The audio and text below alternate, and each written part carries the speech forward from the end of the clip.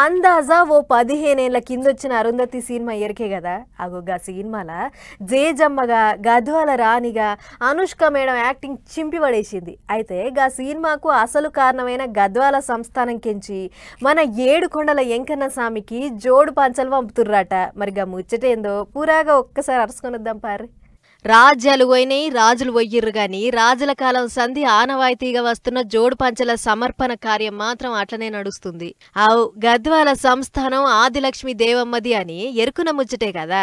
అగో గాల వారసుడు రాజరాం భూపాలన్న మాత్రం ఇప్పటికీ ఎరువాడ జోడు పంచలను కొంచెంపోయి ఎంకన్న సాములూరికి సమర్పిస్తున్నాడట.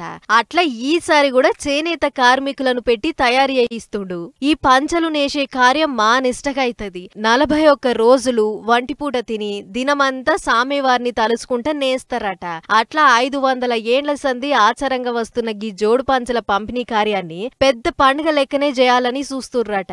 వచ్చే నెల 24వ తారీఖు సంధి తిరుపతి ఎంకన్న స్వామి బ్రహ్మోత్సవాలు ఉంటాయట.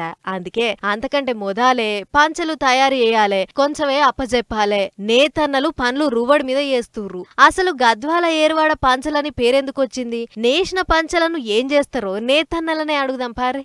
2 నదుల మధ్యలో పారుతున్న గడ్డ మీద తయారవుతున్న పంచలు కనుక ఏరువాడ జోడు పంచలు అని పిలువబడతాయి. ఈ ఏరువాడ జోడు పంచలు బ్రహ్మోత్సవాలకు మొదటి రోజు స్వామివారికి మూల విరాట్కి అలంకరించడం జరుగుతుంది. అలంకరించిన తర్వాతనే బ్రహ్మోత్సవాలు జరుగుతాయి. గదన్నట్లు మన తెలంగాణ నేతన్నలు నేసిన ఈ పట్టుపంచలు స్వామివారికి కట్టించినాకనే బ్రహ్మోత్సవాలు చాలైతాయట. అందుకే కలియుగ దైవమైన ఎంకన్న స్వామికి తొలుత అప్పజెప్పే పెద్ద కానుకని నేతన్నలు ఎంతో నిష్టతోని తయారు చేసే పనిలో ఉన్నారు. అంతేకాదు ఏడుకొండల సాములోరికి మేం నేసిన పట్టుపంచలు పోతున్నాయంటే ఇంతకంటే అదృష్టం మాకు ఏముంటదని చెప్పుకుంటా మస్తు సంబరపడుతుర్రు. అన్నట్లు ఈ నెల 27వ తారీఖు నాడు పోయి గుడి అధికారులకు అప్పజెప్పి వస్తాడట గద్వాల సంస్థానం వారసుడు రాజరాం భూపాలన్న. ఏదేమైనా బ్రహ్మోత్సవాలలో మన తెలంగాణ పట్టుబట్టలు కట్టించుడంటే గొప్ప ముచ్చటే కదా అని అనుకుంటుర్రు అందరూ.